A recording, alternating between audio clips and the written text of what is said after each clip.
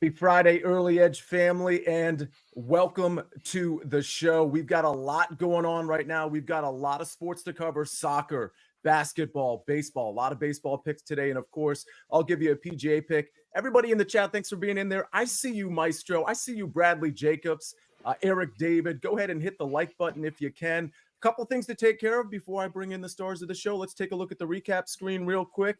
All right, we got 3 green check marks and 4 X's, 3 and 4, not where we want to be. We got to have a winning record. We'll turn that upside down, if not then some. I will say this, though. If you're a watcher of the Early Wedge, which I trust every single one of you are, and I'm not being facetious here, I think all of you watch the Early Wedge Tuesdays at 7 o'clock. We hit Akshay Bhatia, first round leader, 65-1. We will take that to start off a tournament, and hopefully we'll do it again at the Masters. Don't forget the Masters show next week. It's not going to be Tuesday. It's going to be Monday at 7 o'clock. Speaking of shows in your feed, we have got an NFL show that's going to be in your feed later today. It's the NFL Draft Preview Part 2. Part 1's already in your feed. Part 2 is not going to be live, but you'll see it in your feed later on today, so take a look out for that. We're not as far away from the draft as you think, and there's plenty to bet on, plenty to consider as we lead up to that. All right, we got all that out of the way. Ladies and gentlemen, it's a Friday, and you know what that means. That means the energy is raised just a little bit, and I'll tell you right off the bat, we're missing one of our guys today, but we've got somebody to fill in. I think you're going to love it. Ladies and gentlemen, welcome to Big Pick Energy Friday.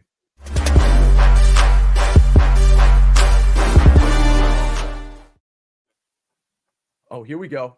Here we go. Oh, Buckets is flexing. Sleeveless Buckets is flexing. I absolutely love that. Sniper is here. McClure's reading his book.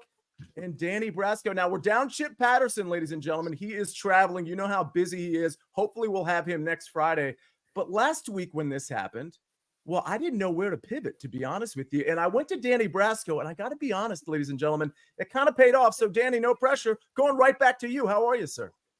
I'm doing great, Sia, and I'm fired up on a Friday. We got Mike McClure in the building, John Buckets, Matt Snyder, the sniper, and of course, the host extraordinaire, Sia Nejad. Guys, personally, didn't love my showing last week, so I'm bounced back Brasco today. And I also had food poisoning earlier in the week. I think the bookies sent out a hit on me. So I got the whole crew in the building today, and we're coming back to them in a major way. Big Pick Energy Friday, baby. Let's go.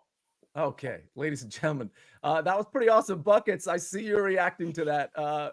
How you feeling? I'm good, Danny. I got to ask, what did you eat that gave you food poisoning? Because I pick that stuff up like once a month trying to cook at home, so I'm always curious what people do.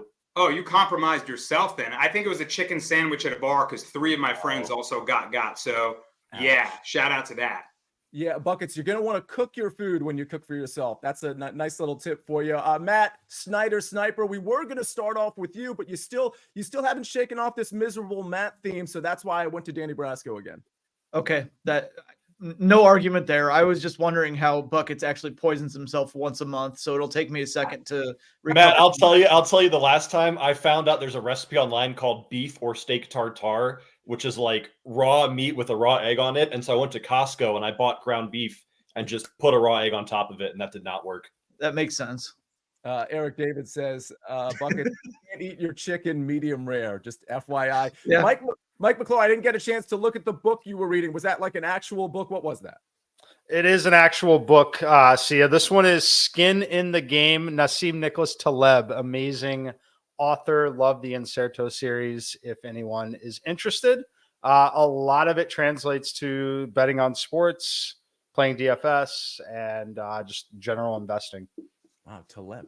Reminds me of Talib, as in Talib Kweli. We got to get by this segment so we can get to some of our official picks. All right. Get by the way. I hope at least one person caught that play on words. Buckets, we're going to start with soccer. We got so much to cover, which is why we're getting right into our official picks. We got soccer. We got a lot of MLB picks. I've got a PGA pick to give out. And, of course, we've got UFC from Bounce Back Brasco. Buckets, you got 2 soccer picks for us today. What are they? And just like Danny here, Sia, I need a bounce back. So I'm going to some of my favorite leagues. And I'm very grateful that this show is on April 5th, because if this show would have been on April 1st, a lot of you said that I was making up these team names for an April Fool's joke. But I promise you, these are actual teams. We are going to the Bolivian División Profesional in a matchup between the strongest football club taking on San Antonio Bulo Bulo. This is a Bolivian first flight matchup between two of the best offensive powerhouses in Bolivia. The strongest right now are a minus 550 on the money line. And this is a team that last time they played San Antonio, they lost 5-1. Strongest right now are just defensively broken. In 6 matches, they have scored 12 times while conceding 13, over 2 goals scored and 2 goals conceded per game.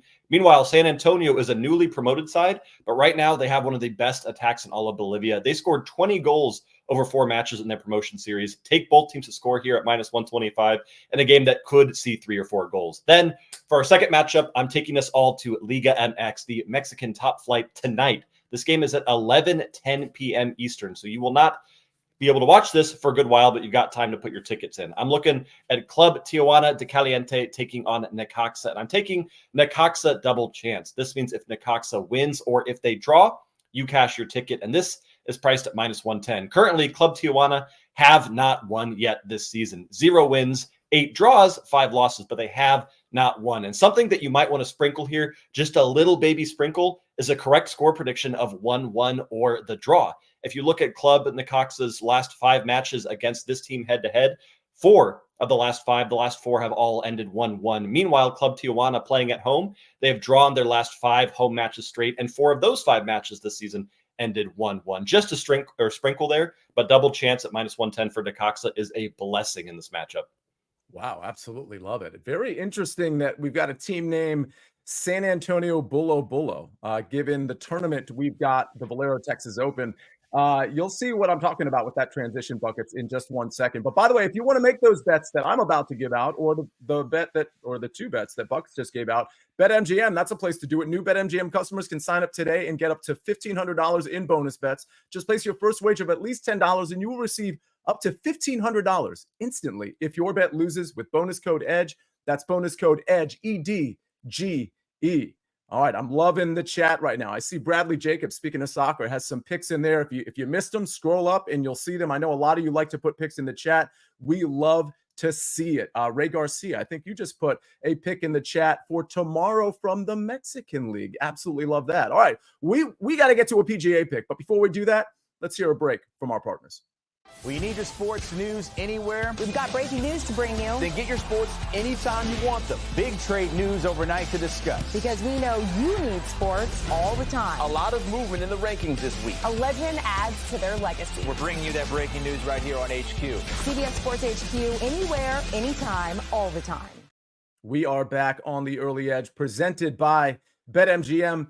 I went 1 for 2 yesterday in my golf picks. The one I lost was actually really upsetting. It was on the heels of hitting the Akshay Bhatia 65-1, which I absolutely loved, but I really wanted to hit that Seabest 3 ball. We probably should have pushed it. Kind of a miracle by Callum Tarrant on the last hole to birdie a shot from the native area, stuck it to 8 feet and actually hit the putt. Pretty crazy set of circumstances for him to actually win by 1 stroke. But we're going to try to bounce back with, instead of a 3 ball, we're going with a head-to-head. And I perfectly understand that this head-to-head might not be at every book. If you have a head-to-head at your book that you want to send my way, let me know and I'll try to answer it, whether it's a lean or maybe a play that I would have made official. But my official play today, it's Harris English minus 115 over Adam Scott. Adam Scott's metrics earlier this season looked really impressive. It looked like he was really coming on, but he's really dipped since, I would say, the Phoenix Open. Over the last 3 tournaments, he hasn't been very good. Yesterday, he was okay. He wasn't a disaster by any means, but he just wasn't very good. Harris English had some problems too with the ball striking, but overall, he was a little bit better from a metric standpoint than Adam Scott. And when you look at what Harris English has done over the last few tournaments, he has really turned it on. About a year ago, 2 years ago, we still had injury concerns with Harris English, but he's really seemed to have shaken that off. And Adam Scott's game has really flatlined, in my opinion. I like Harris English going into the Masters, by the way. I recommended on Twitter and on this show maybe a month, 6 weeks ago, 250-1 for Harris English at the Masters. It's probably worth a couple of bucks. I still believe that it's down to about 180-1 in most markets. But either way, in this tournament today for round 2, I like Harris English. The wind is going to be up. Adam Scott's certainly used to all of that stuff, but Harris English's short game has been very good as well. I think he'll find more fairways. The ball striking will be a little bit better. I think the short game will be just as good as Adam Scott, if not a little bit better there. So give me the slight favorite, Harris English, minus 115 over Adam Scott. All right, that's my head-to-head pick.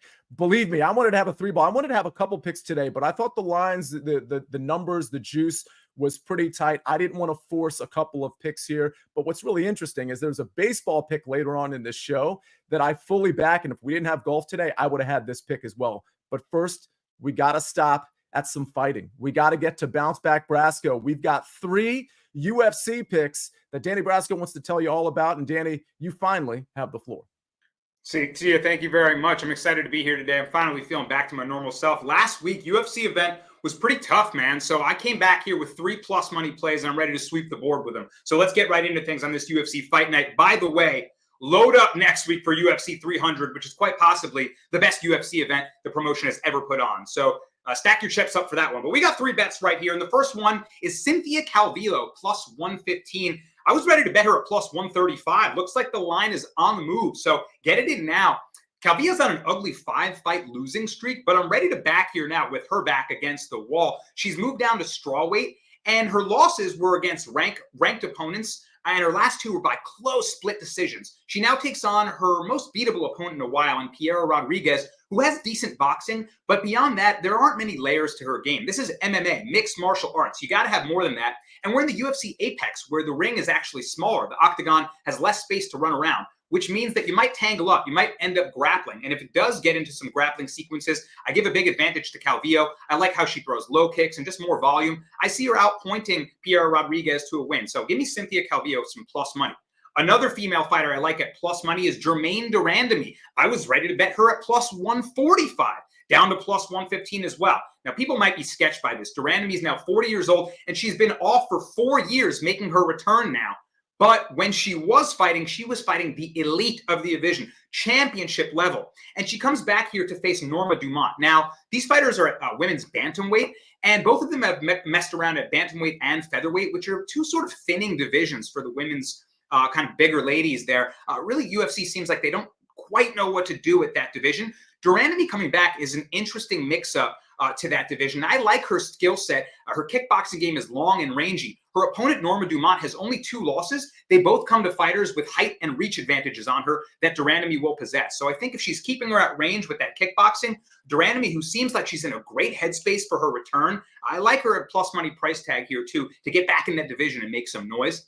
And finally, I'm going to go with an absolute dog to close out my dogs. It's Chepe Mariscal. Now, in your sports books, he might come up as Jose Mariscal, but people know him by Chepe. Man, this guy has the warrior spirit within him. He trains out of Elevation Fight Team, which trains in Denver, Colorado, in altitude. His cardio is unlimited. He has a granite chin, and he takes on a pretty scary prospect in Morgan Charrier, a French kickboxer who got a big knockout win in the UFC Paris card in his debut, but felt like kind of a layup. Now, I'm not looking past Charrier. I think he's a good fighter, but Chepe is dangerous wherever the fight goes. He has no quit in him. You got to knock him out clean to put him away, and I just don't see that happening. So I think if Chepe takes this into deep waters, he could get the win. Of Charrier's 9 losses in his career, 7 have come by decision. So the longer it goes, the more I favor Chepe. Give me Chepe Mariscal to close out my dogs of the week this week in UFC Fight Night. See ya. Absolutely love it, Danny Brasco. And by the way, speaking of, maybe I hope I get this right. Is it Germaine de Randamie? That's right. All right. So speaking of the ladies, we've got some women's Final Four picks, a prop and a side that we've got to give out. And I know it was Adam Frey, I think, that said, hey, we need some MLB. Well, good news. That's why Sniper is here. That's why Mike McClure is here. We have at least 3 MLB picks. And I see Big Cheesy and a bunch of others in the chat putting in their own MLB picks and props. So let's get to some women's Final Four. Let's get to some MLB. And let's get to a very quick message from our partners. The PGA Tour returns with the RBC Heritage, April 20th on CBS and streaming on Paramount+. All right, we got a couple of SportsLine picks before we get to some MLB, and we're going to the Women's Final Four. I absolutely love this. If you guys haven't dialed into the Women's Final Four, I don't know what you're doing. They're going to be featured again tonight, and just so everybody knows, if you're not watching, this isn't just the Caitlin Clark show. Every single one of these teams has superstar power, and it is a really fun watch. One of those, I think she's a superstar in some respects, even though we have the under on her. Mylacia Fulwiley, she is a really good player. The way she distributes the ball, you got to watch. Behind the back passes, no looks. She is a really, really good player. She plays for South Carolina. We have her under in points under 11.5. That's full Wiley, under 11.5 points tonight against NC State. And then we've got Iowa. Speaking of Caitlin Clark, our next pick on SportsLine is Iowa -2.5. Of course, they play against UConn. These games are at 7 p.m. and 9 p.m. tonight. These are SportsLine picks. If you want to become a member of SportsLine, all you got to do is go to sportsline.com/join. Type in the promo code winners, but only type it in if you want 60% off our annual plan. If you don't want 60% off, you don't need to type in the promo code. But if you actually want the 60% off, type in winners. You get everything at SportsLine. And believe me, everything is way more than just the picks. And you know what I'm really happy about having way more of? The Sniper. Because Matt, it was 5 months before we got a chance to see on the early edge. It felt like 5 months. It had to be somewhere close to that. Well, good news. Yeah. We've got you at least for the next 5 months because I don't know, baseball season seems like it goes for infinity. You've got a couple of picks for us today. First of all, again, I got to say, I'm so excited to have you back on this show, but also obviously we're all excited to hear your picks. Well, and I'm excited to get my money from Buckets for the showdown last week. That was ill-advised, but that's what he does. Anyway, we'll dive right in. I'm going to go with the Yankees in their home opener. There is juice on it. I saw it at -155. I've seen it at -160 some places, but I just don't think the Yankees are going to lose today. It's 6-1 road trip, and it wasn't just that they won 6 of their 7 games. They went into Houston and won all 4 against a team that's been in the ALCS 7 years in a row. They went into Arizona, took 2 of 3 from the defending NL champions, who I think are a little bit better this year than they were last year. Just an unbelievable road trip for the Yankees. They showed such resilience. 3 of their 4 wins in Houston were the come-from-behind variety. And until the last game in Arizona, Aaron Judge hadn't hit, Gleyber Torres hadn't hit, Anthony Rizzo hadn't hit, Alex Verdugo hadn't hit. Verdugo has kind of a flair for the dramatic. It's the home opener. He wants to make a good impression today. You might see a big Verdugo hit. I feel like Judge is ready to kind of bust out from his early season struggles. He obviously likes being at home. They're facing a lefty in Kikuchi from the Blue Jays, and the Blue Jays were terrible on the road offensively. They hit 176 as a team. They scored 2 or fewer runs 5 of their 7 games. Marcus Stroman on the bump for the Yankees looked really good in his first outing. Last year, he was great until he got hurt. So I really like the Yankees just to win this game. No reason to get cute with any props. I think just take the Yankees to win it on the money line. Also, Ed in the chat earlier said happy Patrick Corbin Day. Indeed. We're going to play the Phillies over 2.5 runs in the first 5. First 5 over 2.5. I have a feeling, Sia, was this the play that you said you liked? You know what's funny? I got to be honest. I was so locked in on golf that I looked at a certain number of games. I didn't realize Patrick Corbin was going today. So if I had, this would have been something very intriguing to me. Go ahead. Yeah, and the Phillies have, as we know, a very high-powered offense that hasn't really hit too well yet. Good spot to bust out facing Patrick Corbin. Since the start of 2021, Patrick Corbin, 5.77 ERA. JT Realmuto, Alec Boehm, both have very good histories against Corbin if you like individual props. Bryson Schwarber, even though it's lefty-lefty, can't really hurt to go with them either. I did have some leans. Tarek Skubal of the Tigers, it's over 18.5 outs, which means you need him to get 1 out in the 7th instead of just getting through 6 innings, but he's against the A's. Tigers played a doubleheader yesterday before they traveled. Probably don't want to use a lot of bullpen there. I like Freddie Peralta over 7.5 strikeouts, but there's a lot of juice on it. It was like -170 last time I saw it. So those 2 are leans. I like them, don't love them, but we have my 2 official plays on the books. Sniper, UF Larry is speculating that you moonlight as the manager of a lid store and that you're actually in the store right now doing the early edge from there. Can you confirm? What mall are you at? I can neither confirm nor deny. I'm not going to let everybody in on it. Fair enough. I think he's at the Tyson's Corner Mall in Virginia, folks. If you want to buy a lid, so you can get the. If we told everybody where I was, everybody would flock there and would flood the mall. We don't need that. If you find him, you get the manager discount. Buckets, go ahead. Did he sell Danny that hat he's wearing that's like 8 sizes too small? Is that part of the shop? Oh, is this? Oh, I usually just sleep in this. I didn't realize it was still on. This is my. This used to have Dippin' Dots in it back in the day. But Sniper, I'm loving the pick. I'm loving the pick. It's a Sniper support hat. Wow. All right. Sniper, maybe you could send Brasco a real hat if you could. It looks like you have a couple of extra there. By the way, if I can, Mike, I didn't see your face when Sniper said it's Patrick Corbin Day, but you had to be just elated inside because if I recall last year, you were all over Patrick Corbin Day, but today you're on. This is the pick that I like. This is the pick that I was going to flirt with the first five, but when I looked at it, the first five, and I'll get to Mike. We'll get to what the pick is in a second. It was at like -140, -145. I kind of like the way you're playing it, Mike, because you're getting the juice is a little lower. Talk to us about your pick today. Yeah, see, I'm back in the Baltimore Orioles here today. I played the -130. That's pretty much the best price point you can find in the market. Mostly 135s across the board. But I make the Orioles 59% winners. That gives us an implied money line -144. So play it up to basically -138, -140. But when I look at this matchup, it's exciting if you like young, strong starting pitchers. Both of these guys have cannons for an arm. They can throw 97, 98, 99 if they really want to. But when I look at this matchup here, I think that Jared Jones is just a little overvalued already. I think he's getting too much respect for the Pirates, whether it's that or their hot start so far. When I look at what he's doing, first of all, he put up 10 strikeouts in his first start, but that was on the road in Miami, an extremely good pitching environment against a very, very weak lineup overall. I have some major concerns in this matchup, mostly because he only throws 2 pitches. Not good when you're throwing 2 pitches only. That's really all he can throw. And one of them is a slider. If you're not able to locate the slider, you're over reliant on that four-seam fastball. This four-seam fastball doesn't have a ton of vertical movement on it.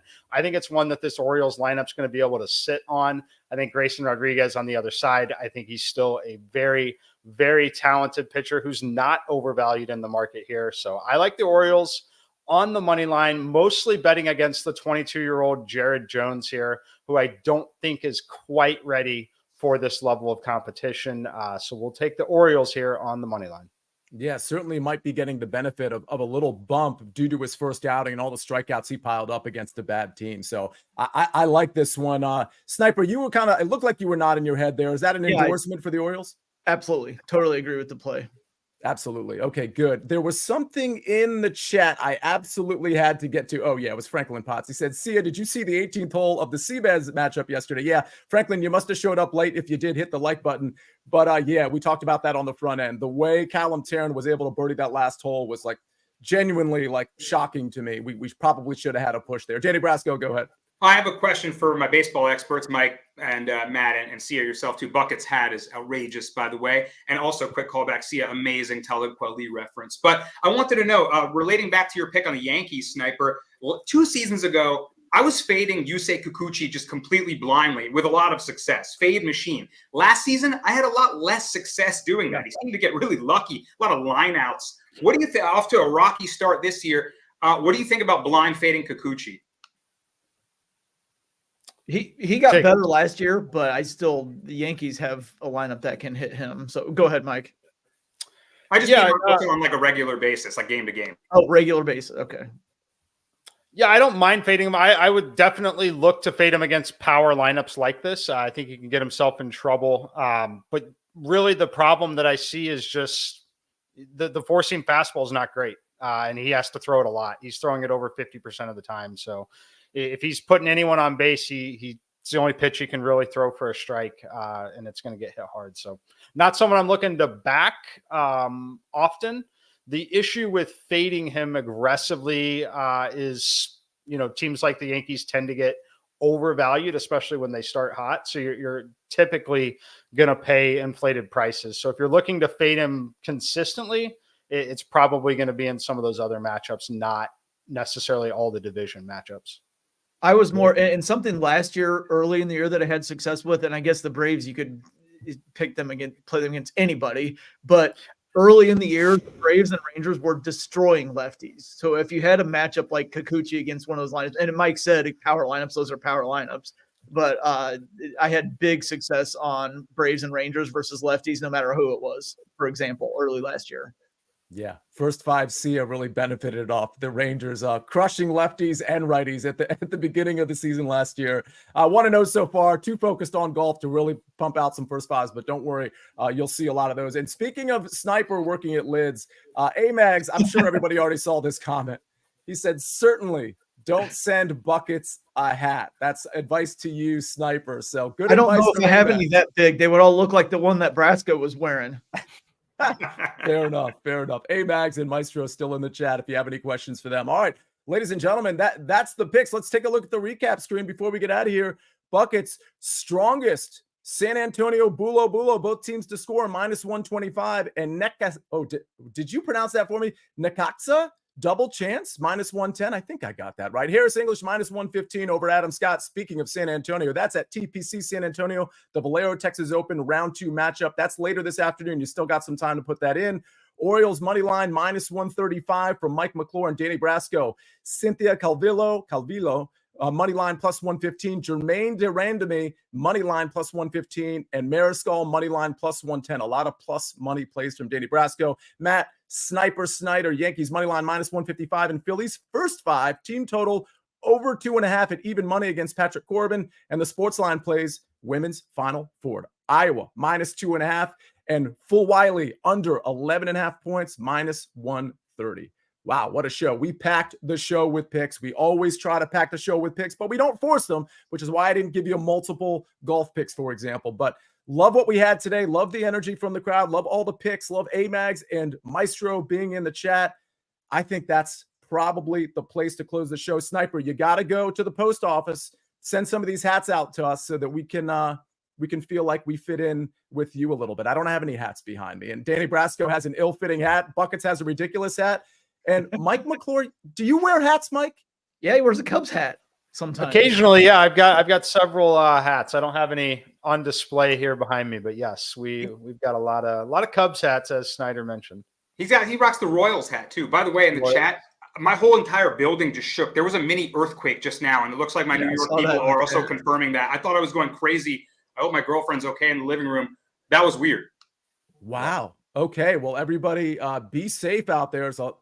There's a lot going on. There's a lot to dodge. Hopefully everybody has a safe and happy and positive Friday. Let's close it right there. On behalf of Buckets, on behalf of Sniper, on behalf of Danny Brasco and Mike McClure, this has been The Early Edge. A big thank you to Jake the Snake on the 1s and 2s and 3s and 4s as usual. I am the counselor, and we rest our case. Happy Friday, everyone.